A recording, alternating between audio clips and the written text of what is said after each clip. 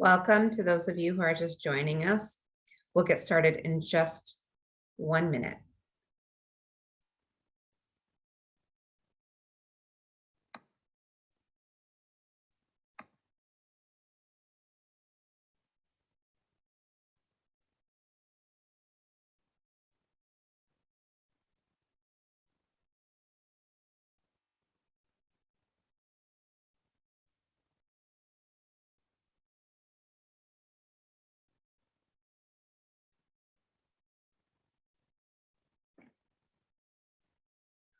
Hi, everyone. Thank you so much for joining us today. This is our 4th seminar in the Implementation Science Seminar series that we are doing out of the Advanced Clinical and Translational Research Center, Brown Psychiatry and Human Behavior, and Brown School of Public Health. Really excited to have 2 speakers today to kick off our Thanksgiving week special. I'm going to introduce them to you, and then I will turn it over to them for their presentation. So today we have Dr. Kelli Scott, who is a clinical psychologist and an implementation scientist focused on enhancing the implementation of evidence-based mental health and substance use interventions in community settings. She is also an assistant professor in the Department of Behavioral and Social Sciences and the Center for Alcohol and Addiction Studies within the Brown University School of Public Health, as well as in the Department of Psychiatry and Human Behavior within the Alpert Medical School of Brown University. To my delight, Dr. Scott has also served as a faculty consultant within our implementation science core in psychiatry, providing expertise to many postdoctoral fellows and faculty to help them develop their implementation science proposals. Dr. Scott is the principal investigator of a 5-year career development award from NIDA, focusing on evaluating the effectiveness and implementation of measurement-based care in community opioid treatment programs. She is also the evaluation director for the SAMHSA-funded New England Addiction Technology Transfer Center. Dr. Scott received her PhD in clinical psychology from Indiana University and completed her residency training in Northwestern University Feinberg School of Medicine and her postdoctoral fellowship at Cass. So thank you, Dr. Scott, for being here. We also have our guest today, Dr. Natalie Rodriguez-Quintana, who is a postdoctoral research fellow at the University of Michigan's Department of Psychiatry, working with a Transforming Research into Action to Improve the Lives of Students, or TRAILS program. TRAILS provides implementation supports, such as coaching and training to school mental health professionals in their delivery of cognitive behavioral therapy and mindfulness. Dr. Rodriguez-Quintana received her PhD in clinical psychology from Indiana University and completed her clinical internship at the University of Texas Health Science Center in Houston. She also holds an MPH in biostatistics from the University of Puerto Rico Medical Sciences campus and a BA in psychology from the University of Puerto Rico Rio Piedras campus. Dr. Rodriguez-Quintana's research is focused on improving access and delivery of effective mental health services for youth. Her clinical expertise is in the treatment of depression and anxiety across the lifespan using cognitive behavioral therapy. She's worked as a trainer, coach, and a consultant in a variety of settings. And so we're really thrilled to have both of them here to talk about what I consider to be such an important topic currently in implementation science, how to build and employ an implementation blueprint. So I personally am excited because I know that I need to be learning very much about this. And I can't wait to hear more. So I'm going to turn it over to Dr. Scott to start us off. Thank you. Thank you so much, Ronnie, for that great introduction. And I'm excited to be back at the Implementation Science Seminar Series with my colleague and friend, Natalie. In case you didn't hear, we were in the same graduate school lab. So a lot of the work we'll be talking about today came out of our work together in our lab when we were in training. So I'm really excited to talk about it. So to set up our agenda for today, we're going to go through kind of what is an implementation blueprint. And I'll add a little caveat here that this is certainly not the only way to build a blueprint. We're going to be talking about one example of a process, but there are many others out there with the core focus on being systematic and collaborative in blueprint building, where they're going to go step by step through the process of how you build an implementation blueprint. And we'll include some practice and interactive components throughout, as much as you can do in Zoom webinar, but hopefully they will help bring this process to life a little bit. And then I'm going to turn it over to my colleague Natalie to talk a little bit about some exemplar studies employing blueprints. And as we go along, you can feel free to put questions in the chat. Ronnie will be monitoring it and letting us know. Otherwise, we'll have some time for questions at the end. So feel free to put them in the chat and we can catch up with you in a bit. So what is an implementation blueprint? This language is often used in the implementation science literature, and I wanted to draw out some key components to think about when you're beginning the process of setting up a blueprint. So a blueprint will include first a set of implementation goals. And so these will be, what are the specific goals for each phase of your implementation effort? So there may be multiple phases, like an exploration phase, an implementation phase, and a sustainment phase of your implementation process. What are the goals you have for each of those?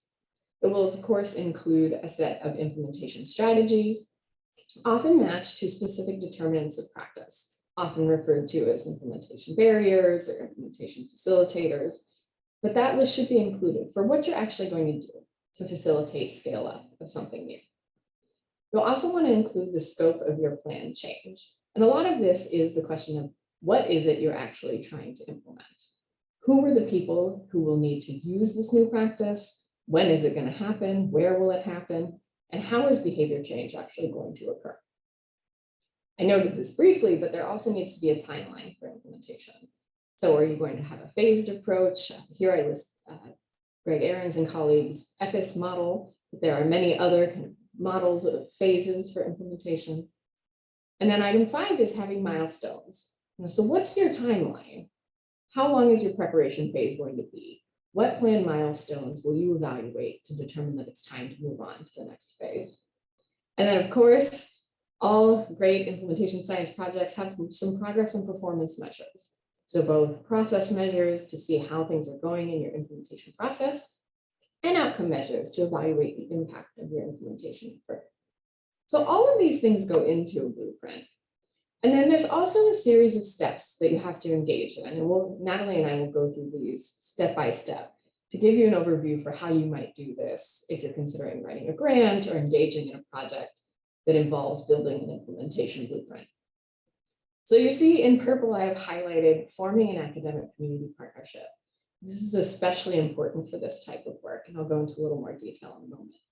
But then we go through these 5 steps. So first, conducting a needs assessment with the community partners you're working with, doing mixed methods data analysis. Steps 3 and 3B are connected, so implementation barrier identification, and then implementation strategy selection. And these things go together through a process that we'll describe as a modified conjoint analysis to get from I have a list of barriers, now which strategies do I use? And then item 4, which is formation of an implementation team to help facilitate deployment of those implementation strategies. And then finally, you work with the team to create your formal blueprint that will allow you to move forward. And so we're going to go through each one of these steps one by one and draw out exactly what this will look like. But I always like to highlight first, really the importance of an academic community partnership in this work. And so you'll see here, this is kind of the pipeline of types of research ranging from little to no community engagement in the academic research to full community engagement and leadership of the research. And so when you're building an implementation blueprint, you really want to be on this far end of the spectrum. Oftentimes, folks are doing community-placed research, where as an academic, you come in and do research with a community partner, but you're making all the decisions and driving the research aims. And for implementation blueprint development, you really want your community partners to be core partners in the process, helping you make decisions, collaborating along the way, and being part of the blueprint development, so that you don't run into pitfalls along the way that you may not have anticipated. And so step 1 first is to conduct a needs assessment, which many of you who have come to these talks previously are probably quite familiar with. And so the process here is first identifying the sites that are going to participate in your implementation, which may be a little more complex because oftentimes if you're working with an agency, they may have multiple sites or they may just have one large one. Are you going to be implementing this new practice at all of these sites? Or are you going to start small and do 1 or 2 and then scale up? For a needs assessment, you'll also consider your budget. You may not have a lot of money to spend on data collection. You may not have a lot of person hours to use. And so thinking about how exhaustive should my needs assessment data collection be? Then identify your key stakeholders. And this should include all agency roles. A common pitfall I see, and that I've done myself, is only collecting data from clinicians who are going to use cognitive behavioral therapy, for example, or only collecting data from leadership. Think about all of the people who might have an impact on your implementation effort. And this can include administrative staff who work at the front desk, could include janitorial staff, food service staff if you're working in an inpatient environment or criminal justice environment. Who are all those people who interact with the clients who receive your intervention? And might they impact your implementation outcomes? And so then your next step is really to assess the determinants of practice. So those barriers and facilitators that will either impede or promote the success of your implementation effort. And so then, of course, what needs assessment can happen without a nice implementation framework? And so then you want to select a determinate framework that will guide your needs assessment. So many of you, I'm sure, are familiar with the consolidated framework for implementation research. And so this is a determinate framework that will help you guide what sort of domains should I assess when I do my needs assessment. So elements of the outer setting, the inner setting, the individuals involved at the agency, the intervention and the process that might serve as barriers or facilitators. The CFR is certainly not the only framework you can go with. And today we'll be talking about a project that Natalie and I worked on that used the framework of dissemination and healthcare intervention research, which was developed by Peter Mendel and colleagues. And so this model combines both determinants and an implementation process model together. So it has these stages of diffusion of intervention. But we're really focused in on this context of diffusion, which, similar to the CFR, highlights a number of domains that may serve as barriers and facilitators. And so once you've selected the framework that's going to guide the type of data you'll collect, you then actually conduct your needs assessment process. And so this often looks like mixed methods data collection. So you might have quantitative surveys of the CFR domains, qualitative interviews and focus groups. And increasingly, I'm really interested in collecting observational data. So going on site visits and taking tours, sitting in the waiting room at an agency and learning about the workflow, having brief informal conversations with folks as they move through the system, having all that data to really understand the context. And you can use a purposeful sampling approach, which allows you to select participants that have representative views. So you can select if you want to get folks who are really, are representative of the environment where you're going to be doing the implementation, or you can purposefully sample people who have more extreme views. So you might look at people who are really positive about CBT and then collect data from those who might be more negative about it. And then I'd encourage you also to consider rapid mixed methods approaches.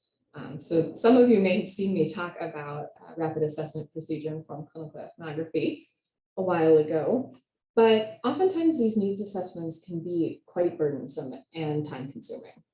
And so you want, if you're especially working with an agency who's hoping to have you deliver on an implementation effort, the faster that you can move from needs assessment to moving forward with your implementation blueprint, the better. And of course, I'd encourage you to use validated scales and interview guides. And I've listed a couple resources here. So the Society for Implementation Research Collaboration has a great instrument repository that has a lot of these measures that have been psychometrically validated and used in many studies. So they have nice benchmarks and averages that you can compare to in your work. And then CFRguide.org has a really cool interview guide development tool. So you can actually go on and say, here's the domains of the CFR I would like to evaluate. And it will give you suggested questions that you can use in an interview or a focus group, which I think is super helpful and a great starting point if you're doing qualitative work. So once you have your mixed methods data from your needs assessment, you then need to develop a plan for integrating the qualitative, quantitative, and observational data. And I always source from this great paper by Larry Palinkas and colleagues talking about establishing the structure, function, and process of your mixed methods data.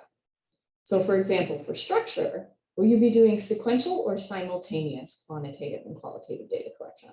Will you do your quantitative first and then do interviews? Or will you do interviews first and then do quantitative? And will you have a greater emphasis on your qualitative or quantitative data? And this has a lot to do with what your implementation project is, what the research questions you're asking are. And the second is, what's the function of that mixed methods data?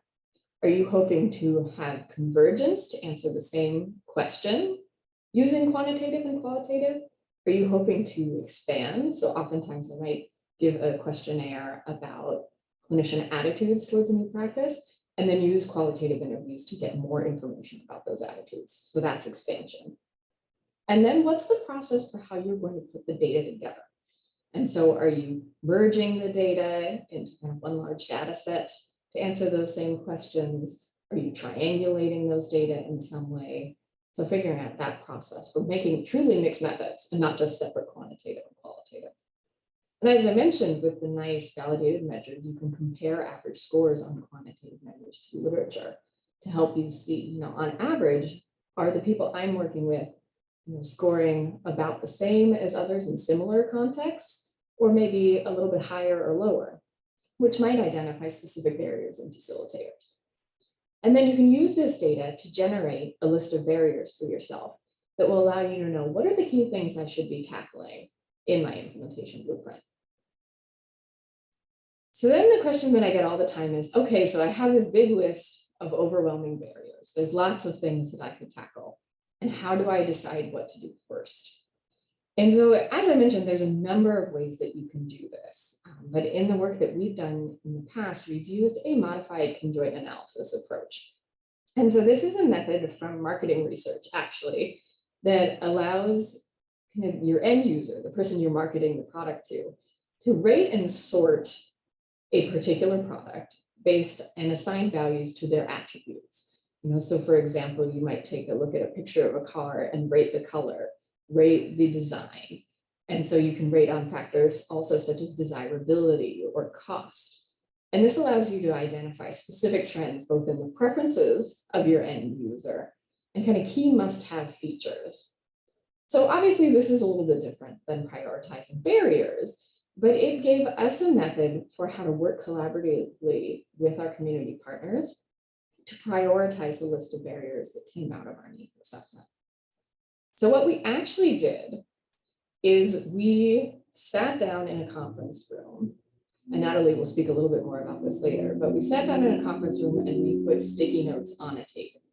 And you can do this virtually via Zoom, which is great, or you can have it on a whiteboard, you can use Post-it notes, you can use note cards and have them out on a table with all of the barriers that came out of your needs assessment data collection.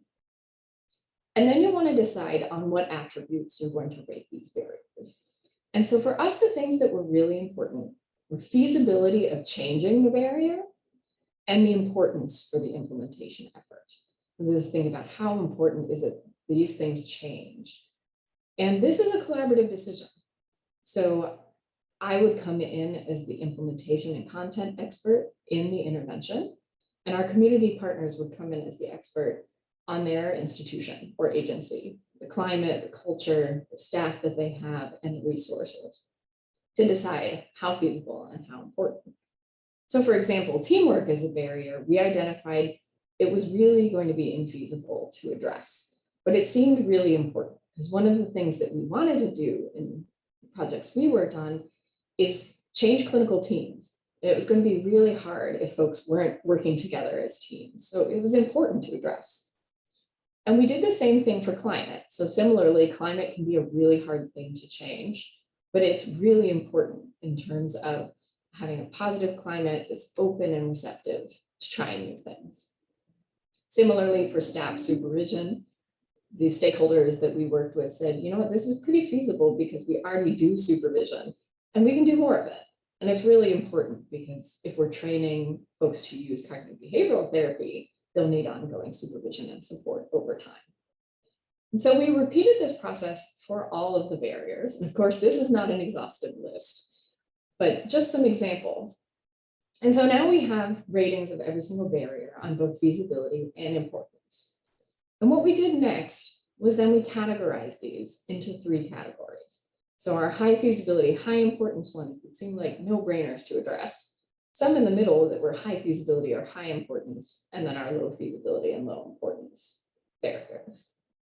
And so teamwork landed in the middle, training needs landed in high and high, as did director leadership and staff supervision. Climate, as we saw, goes in the middle, as does office space availability, burnout, and then email communication was rated as both low feasibility and low importance. So now we have a nice prioritized list of all of the barriers, and we can at least start to figure out where to begin. So what's next? Now we have to match strategies. And so we actually did the same thing with a set of implementation strategies. So these strategies were drawn from Byron Powell and colleagues' ERIC list of strategies that you can find on the internet. It's a great starting point. It's a little overwhelming, but this process of modified conjoint analysis can help you zone in on which you should start with. And so again, this is just an example of a few implementation strategies that you could use. And so we did the same process here too. So we said, what's the feasibility and importance, high or low, of each of these implementation strategies? So conducting educational outreach visits, this was conducted by our team, were fairly low feasibility. We were traveling out of state, we had to engage in a lot of development process for education, but it's really highly important because certainly without that knowledge transfer from us to the community agency, it would be really hard to start something new. And we did the same thing for the other strategies, just like with barriers, and rated each on both feasibility and importance. But for the strategies, we did something a little bit different. So one of the things we were really curious about was, what do we think the impact will be of these strategies, both on the success of our implementation effort and on fidelity to the intervention? In this case, it was cognitive behavioral therapy. And so we actually, after doing this collaborative process with agency stakeholders, did an impact rating that was based on our implementation science expertise and understanding of the theorized mechanisms of these strategies, and also the impact we felt they would have. So we rated educational outreach visits as a 3, highest impact, and then did the same for the other ones as well. And so we were then looking for strategies that were high feasibility and high impact based on the implementation science experts rating as well. And so you can see each person has a role in this process and can bring complementary expertise about the agency and the implementation and intervention knowledge. So we did the same thing here then. We sorted all of our strategies, focused on impact and feasibility. And so we end up with all 4 in the different categories, which then also prioritizes which strategies might we want to start out with. And so you can see that creative implementation team ended up in high impact and high feasibility, and also high importance. And so this was certainly a prioritized barrier that we moved forward with, that Natalie will be sharing a little bit more about going forward.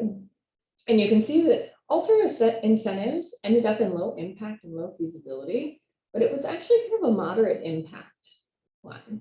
And so something to still consider, but maybe you might want to try some other strategies first. So now I wanted to do something a little bit interactive, because we have this list of prioritized barriers and a list of prioritized implementation strategies. And the question is, what do you do next? How do you select the strategies to match up to these barriers to address them when building your blueprint? So for those of you who may not have used Menji before, grab your phones, grab your computer. You can go to menji.com and enter this code, or you can scan the QR code below.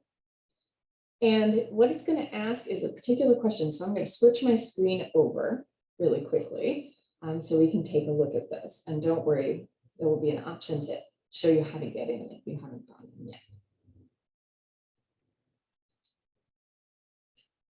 And so the first question I'm curious about and it looks like some people have already voted, so thank you, is imagine you are a community partner and you're trying to make a decision about how to address climate-related challenges. Which implementation strategy would you select? I'll give you a minute or two to log in.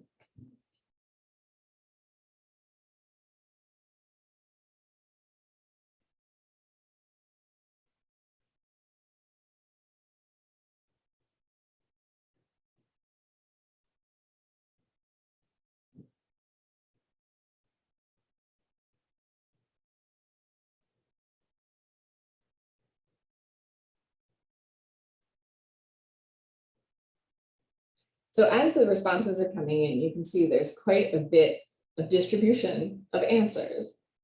And this happened to be a forced choice implementation strategy selection process. But everyone's right in that there are multiple strategies you can select. And so this is an opportunity to really collaborate with your community partners and say, what do you think would work most effectively? And then I would come in as the implementation expert and say, for climate, creating an implementation team and restructuring clinical teams might really help to address climate issues, given that these were prioritized things that were high impact, high feasibility. But I would also be curious about altering incentives. Are there ways that we can alter incentives to really promote positive climate, to improve burnout, to make people feel like they're really valued for the work that they're doing? And so this is a nice opportunity to build a discussion around how you match your strategies and barriers. And so similarly then, there's this question of which implementation strategy would you select to address training needs? And so if you were a community partner, what might you say?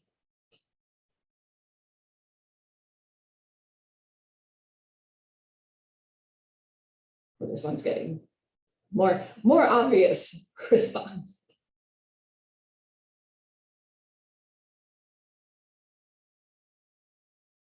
Excellent. So it looks like overwhelmingly folks are voting for conducting educational outreach visits. And this is definitely true. So training needs provide more training. And I think that there's also opportunities there as an implementation expert to think about, are there other strategies beyond training that will allow folks to feel supported and supervised and learn the skills that they need to learn on the job? We often really rely on workshop training, but can think out of the box when we're creating our implementation blueprint to ensure that everything beyond training is still supportive of knowledge translation and skill development as well. So thank you for participating with me. And this is a nice example of how you might be able to dig in with your community partners to match those barriers and strategies, and make some decisions about your blueprint. So now I'm excited to transfer over to my colleague Natalie, who's going to talk a little bit about implementation science team formation.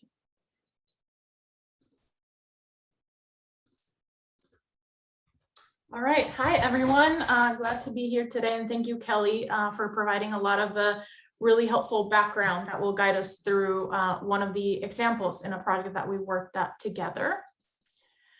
So I'll walk you through the final steps before I dive into an example. But the next step is really about forming the implementation team or teams, and it became evident that that's one of the main implementation strategies that we use, but that we also definitely recommend whenever implementation is going on. So an implementation team typically provides that internal capacity within the organization to support implementation of a practice, a policy, or a program. And now I want you to think about this a little bit, and I'll invite you to participate in the chat, and I'll kind of try to read as many of the comments as I can. But I want you to think about this question. What do you think are the crucial roles or functions of the implementation team? Or another way to think about it is, what do you think might lead to effective implementation? So what does the implementation team need to do in order for that implementation to be successful? So take a couple of seconds to think through, and I invite you to share your responses in the chat. I'm just really curious to to interact with you and get you thinking about, you know, really what is the goal of this potential implementation team that you would be forming, and what would they need to do for that implementation to be successful.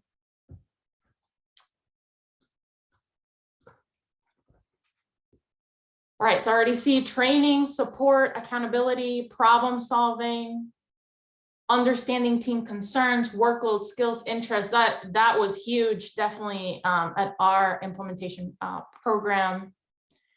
It should have someone from the front lines actually delivering the intervention. Yeah, so you kind of have this idea of like in the implementation team, we need to have people at different levels in the organization, and actually those delivering the intervention. In our example, that was crucial, right? We didn't just focus on the clinical team or the therapist. We invited operations team, administrative teams, especially youth care workers, because we knew that they were with the kids 100% of the time. Addressing barriers as they arise, that will be huge, paired with problem solving, troubleshooting, engaging stakeholders, reflecting and ongoing feedback, making adjustments, effective communication. I think that's, I mean, really core to the implementation team, involving stakeholders when possible. Yes, I can. Yeah, we want, if possible, if you can share your examples with everyone versus just hosts and panelists, although I'm trying to read as many as I can. Troubleshooting workflow issues, that's, I mean, a huge aspect. All right, well, I invite you to continue thinking about this, continue plugging your examples into the chat. These are all really helpful and definitely in line with some of the things that the implementation teams should be focusing on. So we kind of talked about like what might be some of the functions of the implementation team, but what are some of the other things that you should be considering with the implementation team? And they certainly overlap, but I did want to highlight just a few things. On the screen, there's a couple of key things to consider when you're creating the implementation team. And some of the things that are not there is you really want to be thinking about like, what are the competencies that you will need in the team to be able to carry out implementation? Think about who can bring those competencies to the team. Think about kind of the number of members, all those great things. So I invite you first. I think the main thing to really decide about implementation teams is to think about the goal, right? So what is the goal of the implementation team? And even though it's all implementation, the goals might vary. And actually within the organization that we did a CBT implementation, the goals of the implementation team changed over time. And actually at the end, we called them, we went from implementation teams to CBT teams to then sustainment teams, to make sure that as we were kind of wrapping up our work together, that can change. So also think about these are factors that can change over time. Think about who do you want to include? Some examples are, you know, you might want to include key opinion leaders. These are individuals who have a significant amount of influence within their network in the organization. They're connected to other individuals. You can also include implementation champions, and these are individuals within the organization that are really dedicated to supporting implementation, a lot of overcoming perhaps indifference or resistance to the implementation. So those are definitely two recommendations that we definitely make. There's tools that can help you identify who you might want to include. So there's different measures out there about how to select opinion leaders, how do you identify them, how do you identify champions, and we're happy to share those resources if you're interested.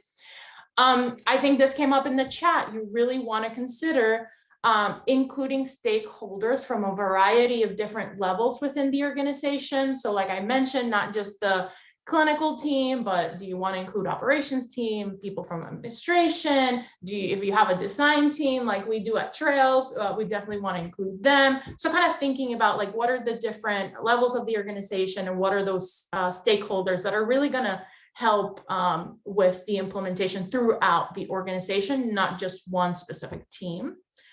And you also want to be thinking about now that you're thinking about the implementation team, what role will each person take within that team? So these can be things like who's going to be chair, who's going to be secretary, evaluator, etc. And I'll show you in a few minutes what that looked like for our project. And then of course, lastly, you want to think about the process. So things like, the meeting schedule. When are you meeting? How often are you meeting? Is it going to be like a lunchtime meeting, and those key things. All right, so on to step 5, which is really all about creating the implementation blueprint. And the blueprint, Kelli gave such a great background about all the different things to consider. I think of the blueprint as the roadmap for the implementation effort so that you go into implementation with a plan. And of course, and I think if we've learned anything over the past year and a half is flexibility. So there's definitely flexibility. Things can, of course, change over time, but having that blueprint can really help anchor some major decisions. So a lot of the time you have your blueprint, you go in and, other challenges arise. And so you can use that blueprint to really help you troubleshoot and guide those new decisions. And of course, like I said, the blueprint can be flexible, but it definitely helps serve as an anchor. The blueprint really is going to include all those key implementation strategies that will be implemented across the various phases of implementation. So what you really want to do is, how, Kelli said, match those key implementation strategies to the barriers and to the implementation phase, and really make decisions about who is going to be responsible for those implementation strategies, for enacting those implementation strategies. Sometimes it's just the implementation team or other collaborators. So you think about those things in advance and put them in your blueprint. And there's several factors that I invite you to consider as you're building the blueprint, like, what's the implementation strategy, the potential for impact, the feasibility, importance, goals, all these different things that are really important. And don't worry about it. I'm going to show you 3 blueprint examples in just a few minutes. So now I'm going to really dive into an example, which is a project that Kelli and I collaborated together on when we were both in grad school at Indiana University. And I'll show you the 3 different blueprints that we came up with. And this was for an implementation of CBT in a youth residential setting in Michigan. This was all part of an academic community partnership between Wolverine Human Services, which was the youth residential setting, the TRIP Lab at Indiana University, which was led by Kara Lewis, and also the Beck Institute. So we had, our partner, the setting. We came in at the TRIP Lab with implementation expertise, and then Beck Institute, we all know they're experts in CBT dissemination. And all the methodology that we've been discussing, and that the example that I'll showcase in just a minute, this has been published. It got published in 2018 in Implementation Science. So if you want more information about the project, definitely invite you to check that publication out, and we're happy to share it as well. So in this CBT implementation project within the residential, youth residential setting example, we followed all the steps that we have detailed up until this point. So for the needs assessment, we use, I know there's multiple frameworks, but like Kelli said, we use the framework for dissemination.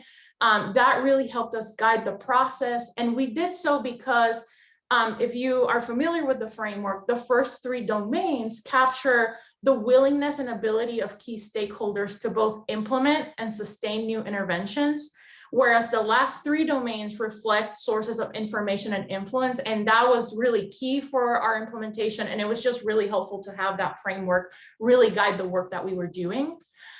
We used both qualitative and quantitative approaches. For the quantitative measures, we looked at things like organizational climate, attitudes towards standardized assessment, and attitudes towards evidence-based practice, among some other things. We also conducted focus groups with therapists and operations staff. Particularly, we were interested in youth care workers.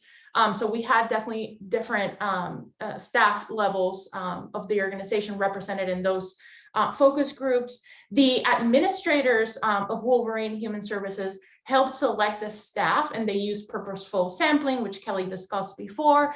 And we really wanted positive and negative views represented. That was really important for us to kind of get not just like one positive view, but really representation about the whole organization, about how they were feeling about taking these new steps. So we had a total of 7 90-minute focus groups. They had about between 4 and 8 staff each. We were really interested in attitudes and beliefs. How did past implementation efforts go? What was usual care at the moment in the facility? And actually they had different settings. They had a secure setting, non-secure setting, and some other groups. So we were really interested in, how was usual care? And how they thought CBT would fit in to the organization. And of course, we did qualitative analyses to really identify themes endorsed by these focus groups. And again, I refer you to the paper if you want a little bit more detail on that. For the next step, we use mixed methods to analyze the data. We identified, we used qualitative and quantitative analyses, and between both of those, we identified 76 unique barriers. So these were things like climate, morale, communication, teamwork, conflict. So these are kind of some examples, because as you can see, 76 barriers sounds like a lot, and you can imagine the team when the team was there in person with our partners, having all those note cards and kind of really prioritizing those was a huge undertaking. So then we did a modified conjoint analyses, and based on this, there were 23 of those 76 barriers that were prioritized as having both high fidelity and high importance. So we knew these were things that we definitely needed to target in our blueprints. And then there were 36 implementation strategies that were matched to those barriers and selected as having either a high impact and or high feasibility of doing this. And then in the project, the goal of the implementation teams was to oversee implementation strategies and serve as those on-site experts. In this case, both as implementation experts, but also as CBT experts. And we decided to do 2 implementation teams, one for each site. So our initial implementation was just targeting 2 sites, because as I mentioned before, they had some others. So we were focusing on these 2. They had one for each site. They consisted of, I want to say, approximately 10 key opinion leaders. And we had staff from all levels: clinical teams, therapists, supervisors, operations, meaning safety and support staff, youth care workers, and sometimes some administrative staff as well. And we gave each of these team members different roles. So the chair would set the agenda and run the meetings. Secretary would take minutes and ensure that the meetings will build off of each other.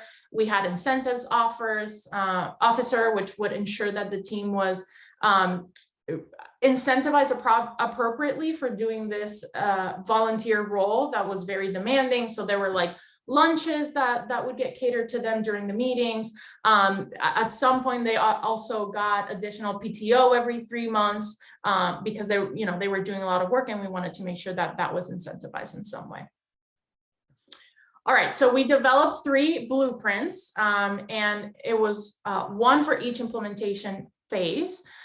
We use concept mapping to really help us organize those strategies into conceptually distinct categories.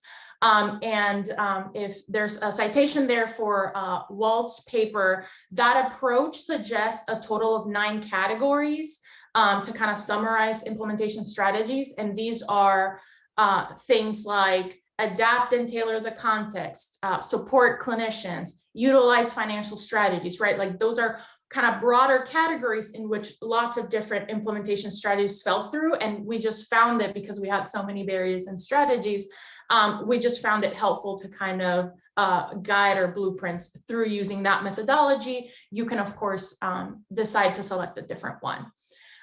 So the things that we really considered as important for the blueprint were things like timeline, goals, feasibility, et cetera. I know Kelly talked about that a lot.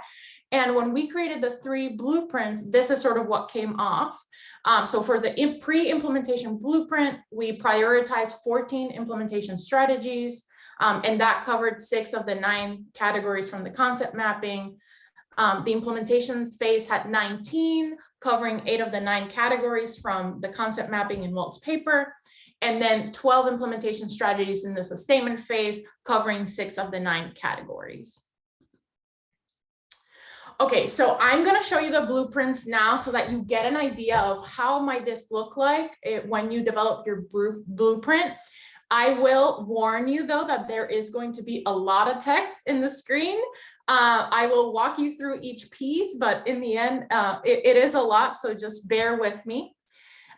So as you can see at the top of the screen, really important things for implementation are what are the goals of this particular blueprint. For pre-implementation for us, those goals were improvement, climate, satisfaction, communication, and teamwork. We talked about those barriers. Reestablishing consistency and quality of restraints. So at this setting, they were using restraints and we worked really hard to kind of think about them from a behaviorist approach. And we can certainly talk about that a little bit more, but that was definitely a real priority for us at the beginning. And then the third one was to help prep materials to support the knowledge about CBT. Timeline is really important. So we kind of talked about revisiting these things in 6 to 8 months by, using different surveys, doing more focus groups. So that was kind of what that looked like. And the first thing you'll see in the blueprint on the screen is that we have our action step, and that really is what is the implementation strategy, sometimes with a little bit more detail. We then have the implementation category, and these are those 9 categories that I mentioned from the concept mapping. That was just kind of summarizing what were some of the categories that we were tackling for each phase. We have impact, and Kelly talked about this, but this was a score from 1 to 3 that we gave each strategy that really helped us understand how did each strategy impact CBT fidelity. Then we had feasibility. We rated it either as high or low in terms of how easy will a strategy would be able to be enacted. We have importance. So high relates more to this is very important because it targets a highly important barrier. Moderate is we can prioritize this strategy if we have the resources available, and then low is only do this if there's time and resources to do it. Goal is just kind of labeling what goal is it prioritizing or kind of relating to in terms of those goals at the top.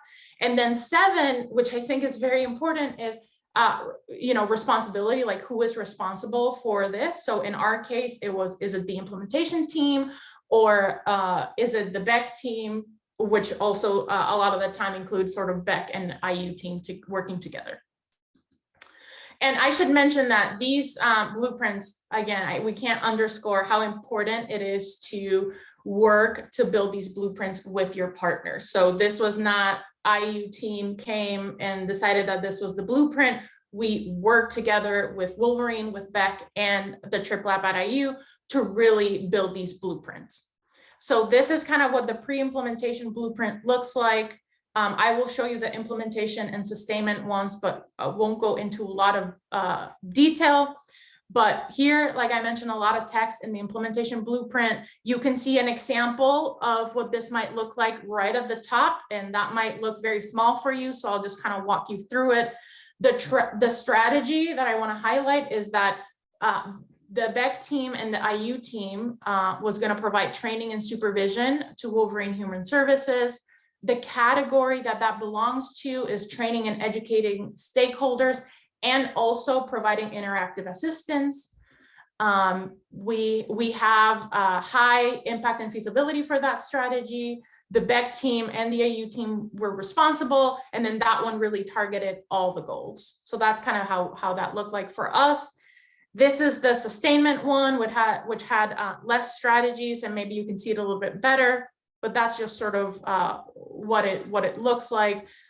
Implementation strategies like engaging the implementation team, holding cross-staff clinical team meetings, etc. And like I said, this is published in that paper, so I know I'm sort of going a little bit fast given time. But if you want to look into more detail about what were the specific strategies, the important for each of those, that paper, I mean, I go to it at least once a month. It's just such an incredible resource to think about, like, how do we build blueprints? How do they look like at different implementation phases. So I definitely invite you to look at that paper for sure.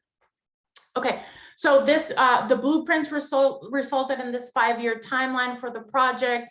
We spent about 1 year or so in preparation or pre-implementation, about 3 years in implementation, and then about a year in sustainment. The top squares and stars, they represent the on-site visits that were conducted. So both Beck team and the Trip Lab at IU, we went up to Michigan every 6 months or so to deliver an on-site training. The stars represent more like the training versus the squares were a little bit more kind of that needs assessment, focus groups, getting quantitative data. Those were really helpful visits at the beginning. And then those X's that you can see at the bottom that are like a little bit orange, they represent additional data collection points. So if you remember, we really cared about making sure that whatever was assessed in the needs assessment, we would be able to reassess over time. All right, so we're definitely not the only ones that have used blueprints to guide implementation. Here's another example, and we have some of the experts in the call. Oh, sorry. So this is actually, before I kind of dive into the other example, I did want to highlight that if you're curious about how we actually enacted and how did everything turn out, we recently published 3 papers that go over pre-implementation, implementation, and sustainment of the implementation at Wolverine Human Services. It's published in Cognitive and Behavioral Practice. So we have part 1, which Kelli kindly led. I led the paper on the implementation phase, and then Kara Lewis led the sustainment phase paper. And these are all really detailed about the process of implementation. How did we actually enact all these different implementation strategies? What were the challenges? How did we address them? So I definitely invite you to check those out. Those are great resources to have as well. Like I said, we're not the only ones that have done this. This recently published paper has another example of what this blueprint process might look like. How do you engage different stakeholders? So definitely check this paper out as another great resource. We listed a lot of different resources, probably not enough on this slide, but always happy to share any additional resources. And again, we want to acknowledge everyone that helped with this 5-year project, definitely all the research assistants at the IU Trip Lab, with Kara's fierce leadership. We just learned so much from her knowledge. Also our partners, Wolverine Human Services, they're the greatest community partner. And of course, the Beck Institute for providing all their CBT expertise. And now let's open it up for questions. Thanks so much for joining. Thank you so much, Natalie and Kelli, both of you. That was really fantastic. We do have some questions, and I'm going to sort of not necessarily take them in order, but just as maybe relevant for this conversation. So one question is, how do you balance having involvement from all levels within the organization while respecting that individuals lower on the org chart may have lower flexibility with shifts in their other workload and that their compensation may be vastly different? That is such a great question and so important. And so I think we saw some of the challenges as we were going through in this implementation project. And we just, I mean, you just have open communication, especially with administrators, supervisors, managers, to make sure that there's space and protection of time to do this. So an example I'll give that we didn't talk about was in the sustainment phase, we were really interested in we kind of created this internal CBT certification to make sure that, you know, they were, all staff were learning all the different CBT skills, and that was divided by levels, and it gets a little bit more complicated, and happy to talk about that more if there's time, or we could do a different presentation at a later time too. But staff needed to meet with the implementation team and sometimes with clinical supervisors to be indoors in each of the 6 CBT skills that we kind of determined were important for this setting. And a lot of the, when we were looking at the data, like people are not indoors, and especially the youth care worker. And like I mentioned, we really cared about youth care workers because they're there with the youth all the time. We really needed to navigate and communicate around, like, we need to change some structure so that they're able to have protected time, and that they're not coming after their shift, that they have time during their paid hours to come and do this endorsement of the CBT skills. And so that took a little bit of time, talking with the implementation team, talking to different administrators, until eventually that time was protected. So that's kind of like enacting lots of others implementation strategies to make sure that every voice is being heard, because that, I mean, that's just so important. Kelly, I don't know if you have more things to add to that, but great question. Yeah. I think the other things I was thinking about was just to schedule team meetings around shift transition times and be really careful and systematic to ensure that everyone can attend, and also really prioritizing equal incentives for participation. So ensuring that, when people are participating in the needs assessment, they're compensated equally, their time is valued equally, and also really prioritizing that everyone has an equal seat at the table. So it's not a hierarchical system in our implementation teams. It's meant to be a collaborative process. Yeah, thank you. And I think, one of the things that came up and has been a little bit addressed in the chat, but I think is worth a conversation because I know that this is such an important thing, is, someone asks, asking for clarification. This pre-implementation blueprint was developed after a needs assessment, which include the focus group and based on feedback with key stakeholders. How would you incorporate these blueprints into a grant submission before you have actually done the needs assessment? And I know that that's a question that comes up for me often, and it is difficult to answer that. So how can you give some examples of how this worked for your team? Our project, so this was a little bit of a unique project because it was actually funded by the agency. So we did not have the constraints of an NIH grant submission timeline. We did not have constraints of having outside reviewers decide whether this was an appropriate method. So we were very lucky in that way that our 5-year timeline working with Wolverine, we could actually take the time in the beginning to do this blueprint development. And I was really thinking about that question as it came up in the chat, because it's a really good point. And I do wonder, I think this is a really valuable exercise to include in a grant, because I think it also allows you to help form a strong community partnership. You're really working with the agency, and then that the implementation strategy you're selecting is optimally fit for the agency, at least as close as you can get it through this process. And so, I think there's a good argument for proposing that you would do something like this as part of your project to make sure that it's from the ground up and not just a top-down research decision about what the strategy should be. And let me just see. There's another question of, do you have thoughts, pros and cons about using advanced doctoral students, interns, residents, or non-organizational staff to deliver an intervention in a school, for instance? Is NIH less keen to fund these types of studies if you're planning on training utilizing agency or school personnel?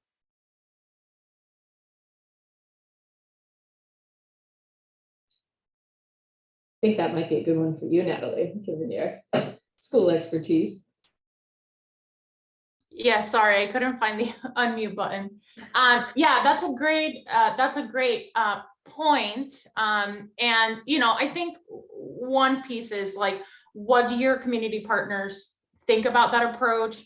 What is actually, I think a really important question is like, what's going to be sustainable over time, right? Like, because if you can't have the doctoral students or interns, residents, et cetera, continue doing the delivery over time, then that might be a challenge and you might not want to use that strategy. Right now I am really focused on school-based work, and we actually don't deliver the CBT content. We train. We have at Trails, we have consultants who train community coaches that go into the school and coach the school mental health professionals that are already there into, good quality delivery of CBT, and then they're able to sustain it over time within the school without Trails implementation. Of course, we use different support strategies. We do support calls and things like that. We have our website with great materials that will support that implementation, but we're not there because we want them to be able to continue doing it over time. And we just don't have the capacity, feasibility, funding to be able to do it ourselves. And I think it's just better for them to do it. So again, I would think about sustainability and also just consider your partners and what are they prioritizing, what's more important to them, what's the feasibility. That would be kind of my go-to, is just work together to think about those questions. That's an amazing question. Thank you. Thank you so much, Natalie and Kelly, for your talk. Lots of people in the chat saying thank you very much as well, and congratulating you on a great presentation. We're also thrilled that you were here. Look forward to seeing everyone next week, and happy Thanksgiving to everyone. Take care. Bye. Thank you. Thank you.